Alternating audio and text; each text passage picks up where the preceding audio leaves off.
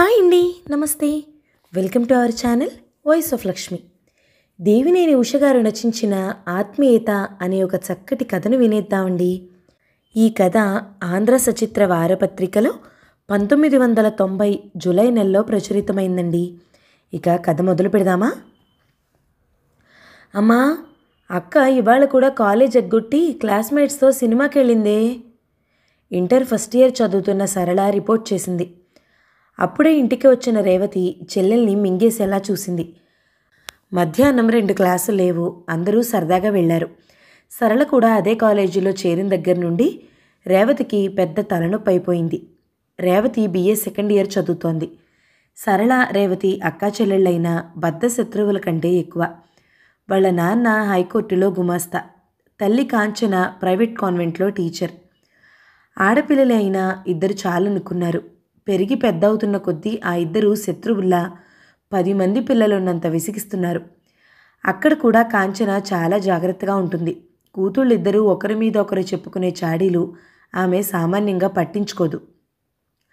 అయినా వాళ్ళిద్దరూ ఒకరి మీద ఒకళ్ళు ఎప్పుడూ కయ్యానికి కాలు దువ్వుతూనే ఉంటారు. వయసు పెరుగుతున్న జ్ఞానం తెలుసుకోలేదని వాళ్లను అదుపులో పెట్టలేక కాంచన వదిలేసింది.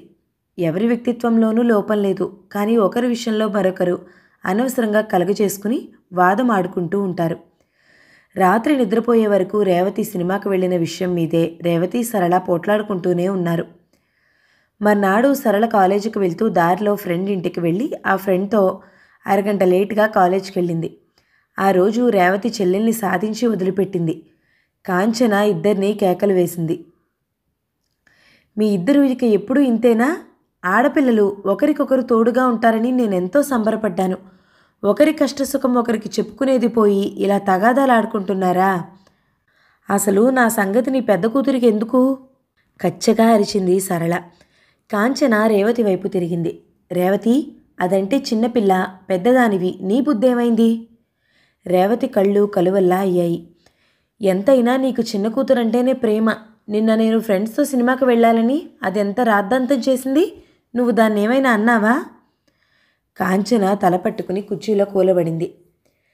రేవతి BA ఫైనల్ ఎగ్జామ్స్ రాసింది. సరళ, రేవతి ఏమాత్రం మారలేదు. వాళ్ళ చిలిపి తగాదాలు పెరుగుతున్నాయే తప్ప తగ్గటం లేదు. కాంచన, రామారావు పెద్ద కూతురు రేవతి పెళ్లి సంబంధాల వేటలో పడ్డారు. త్వరలోనే అందరికీ నచ్చిన సంబంధం ఒకటి సెటిల్ అయింది. రేవతి కాదనలేదు. ఆమెకు పెళ్లి చేసుకుని ఈ ఇంట్లో నుండి వెళ్ళిపోతే చెల్లెలి పోరు తప్పుతుందని, హాయిగా కాలక్షేపం చేయవచ్చునని మనసులో అనిపిస్తుంది. ఈ ఇంట్లో నుండి బయటపడాలంటే పెళ్ళొక్కటే దారి. పెళ్లి కొడుకు గోవింద్ హైదరాబాద్లోనే సెక్రటేరియట్లో క్లర్క్ చేస్తున్నాడు. తల్లి తండ్రి ఎక్కడో పల్లెటూరులో ఉంటున్నారు. పెళ్లి కావటమే వేరు కాపురం. రేవతి కన్యహృదయం ఎన్నో ఊహలు అల్లుకోసాగింది. అక్క పెళ్లికి తెస్తున్న చీరలు, నగలు చూస్తున్న సరళకు కుళ్ళు ఎక్కువైపోతుంది. అక్కకు తెచ్చిన ప్రతి వస్తువును తనకు కావాలని పేచీ పెట్టసాగింది.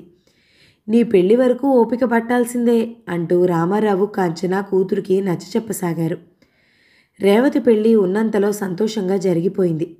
సరళ హుషారుగానే తిరిగినప్పటికీ అక్కను చూసి లోపలే అసూయతో రగులుతోంది. రేవతి వేరు కాపురం పెట్టుకుంది. సరళ ఉదయం 6 గంటలకు లేచింది. పెళ్లి హడావిడిలో కాంచనకు కీళ్లవాతం పట్టుకుంది. ఆమె ఇంకా నిద్ర లేవలేదు.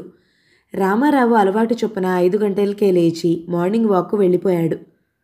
సరళకు ఇల్లంతా ఒక్కసారిగా నిశ్శబ్దం అయిపోయినట్టుగా ఉంది. అదే అక్క ఉంటే ఈ పాటికి ఏదో వాదాలు పోతూ ఉండేవాళ్ళం. తల్లి విసుగులు, తను వాదులాటల్లోనే ఇల్లంతా సందడిగా ఉండేది.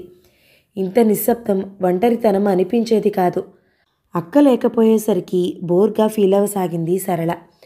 మార్నింగ్ వాక్ నుంచి రామారావు తిరిగొచ్చాడు. కాంచన మౌనంగా తన పనులు తను చేసుకుపోతోంది. ఎన్నడూ లేనిది ఈరోజు సరళ మనసంతా ఒక విధమైన ఒంటరితనంతో నర్వస్గా ఫీల్ అవ్వసాగింది. పదే పదే అక్క మాటలు, చేతలు గుర్తురాసాగాయి. అక్క ఉంటే బావుణ్ణు అన్న భావన కలగసాగింది. హాలిడేస్ కాబట్టి కాలేజ్ లేదు. రామారావు ఆఫీస్కి వెళ్ళిపోయాడు. కూతురి భావాలు పట్టించుకొని కాంచన ఒక పని వెనుక మరొక పని చేసుకోసాగింది. సరళ ఉదాసీనత వదుల్చుకునేందుకు తల్లికి పనుల్లో సహాయపడబోయింది. కానీ అలవాటు లేని పనులు సరళకు చేత కాలేదు. నేను చేసుకుంటాను, నువ్వు వెళ్ళు సరళ చెప్పింది కాంచన. సరళ గదిలోకి వచ్చేసింది. అక్కతో కలిసి మాట్లాడుకున్నా పోట్లాడుకున్నా గలగలా ఉండే తత్వం ఇప్పుడు హఠాత్తుగా నోరు కట్టేసినట్లయింది. సరళకు 2 రోజులు అతి భారంగా గడిచాయి. అక్కలేని లోటు ఎంతో తెలుస్తుంది. వెళ్ళి చూడాలంటే అక్క ఉండేది ఈ ఊళ్ళోనే. కానీ సరళకు అక్కను తను విసిగించిన క్షణాలు, తిట్టిన తిట్లు గుర్తొస్తున్నాయి. ఇక్కడున్నంతకాలం అక్కకు తనెంతో ద్రోహం చేసినట్టుగా ఫీల్ అవ్వసాగింది. అందుకే అక్క ఇంటికి వెళ్ళలేకపోతోంది. అక్క పట్ల తన ప్రవర్తనకు ఇప్పుడు సరళ మనసు పశ్చాత్తాపంతో నిండిపోసాగింది. ఈసారి అక్క వస్తే తన తప్పులన్నీ ఒప్పుకుని ఆమెను క్షమాపణ కోరి అక్కతో ఇక ముందు నుండైనా సఖ్యతగా ఉండాలని అనిపిస్తుంది. చేతిలోని నవల్ విసుగ్గా పక్కన పడేసింది రేవతి. చదివి చదివి తల పట్టేసినట్టు అవుతుంది. కొత్త కాపురం పెట్టి 15 రోజులైంది. భర్త గోవింద్ ఉదయం 9 గంటలకు బయలుదేరి ఆఫీస్కి వెళ్ళి తిరిగి సాయంత్రం 7 అవుతుండగా కానీ ఇంటికి చేరడు. ఆఫీస్ దూరం కావటంతో మధ్యాహ్నానికి క్యారేజ్ తీసుకుని వెళ్ళిపోతాడు. వంట పని అంతా అతను ఉండగానే పూర్తయిపోతుంది. మరో గంట అయితే మిగిలిన పనంతా పూర్తయిపోతుంది. ఇక అంతే. అప్పటి నుండి రాత్రి 7 గంటల వరకు ఒంటరితనం. పుట్టింట్లో అయితే చెల్లి తను పోట్లాడుకున్న సందడిగా గడిచిపోయేది. ఇప్పుడు మాట్లాడేవాళ్లే లేరు, పోట్లాడేవాళ్ళు అసలే లేరు. భరించలేని ఒంటరితనం పిచ్చెక్కించేలా ఉంది. పూర్వంలా పుట్టింట్లో ఉండిపోయి చెల్లెలతో చిలిపి కయ్యాలు పెట్టుకుంటే బావుండు అనిపించసాగింది. చెల్లెలిని తనన్న మాటలు, తల్లికి ఆమె మీద చాడీలు చెప్పి తిట్టించిన సందర్భాలు గుర్తొచ్చి రేవతి కళ్ళు చెమ్మకిల్లాయి. ఉన్న ఒక్క చెల్లెలితో తను సఖ్యతగా ఉండక ఆమెతో రోజూ పోట్లాట పెట్టుకునేది. అవే భావాలతో రేవతి హృదయం బాధతో దహించుకుపోసాగింది. పుట్టింటికి వెళ్ళి అప్పటికప్పుడు చెల్లి దగ్గర చేరి కరువు తీరా మాట్లాడాలనిపించేది. కానీ చెల్లెలి పట్ల అప్పటి తన ప్రవర్తన గుర్తుకొచ్చినప్పటికీ పుట్టింటికి వెళ్ళలేకపోయేది. 2 రోజులకు రేవతికి జ్వరం వచ్చేసింది. గోవింద్ కంగారు పడిపోయాడు. ఆటోలో భార్యను ఎక్కించుకుని అత్తగారింటికి తీసుకొచ్చాడు. జ్వర తీవ్రతలో తూలిపడబోతున్న రేవతిని చూసి రామారావు, కాంచన కంగారు పడ్డారు. కొత్త జంటను డిస్టర్బ్ చేయకూడదని వాళ్ళు ఈ 15 రోజుల్లో కూతురి ఇంటికి వెళ్ళలేదు. సరళ మనసు అక్కకు వచ్చిన జ్వరం చూసి తలడిల్లిపోయింది. ఆమెలో అణగారిపోయి ఉన్న సోదరి ప్రేమ వెల్లువలా బయటకు దూకింది. అక్కను కంటికి రెప్పలా చూసుకుంది. తన నిద్రాహారాలు మాని అక్కకు చాకిరీ చేసింది. అక్కా చెల్లెళ్ళు అనే పదాల్లోని ఆత్మీయత అంటే ఏమిటో ఆమెకు ఇప్పుడు తెలుస్తోంది. 4 రోజుల తర్వాత రేవతి స్పృహలోకి వచ్చింది. కళ్ల ముందు చెల్లెలు కనబడేసరికి ఆమెకు దుఃఖం ముంచుకొచ్చింది. ఆ సమయంలో గోవింద్ కూడా అక్కడే ఉన్నాడు. రేవతి, ఎందుకు ఏడుస్తావు? సరళ నిన్ను ఎంతో శ్రద్ధగా చూసుకుంది. ఆమె దగ్గర లేకపోతే నువ్వు ఇంత త్వరగా కోలుకునేదానివి కాదు అన్నాడు. రేవతి చెల్లెలి వైపు కృతజ్ఞతగా చూసింది. అక్క, ఇలా అయినా నా పాపం పరిహారం చేసుకున్నాను. ఇంట్లో ఉన్నంతకాలం నిన్ను విసిగించాను, నన్ను క్షమించు. సరళ కన్నీరు కారుస్తూ అక్క ఒడిలో తలపెట్టుకుంది. రేవతి చెయ్యి ఆప్యాయంగా సరళ తలను నిమిరింది. సరళ, మనం ఇక నుండైనా ఆత్మీయతగా మసులుకుందాం. ఆలస్యంగానైనా మన తప్పును దిద్దుకుందాం అంది. అలాగే అక్క. సరళ మాటల్లో ఎంతో ఆత్మీయత ఒలికింది.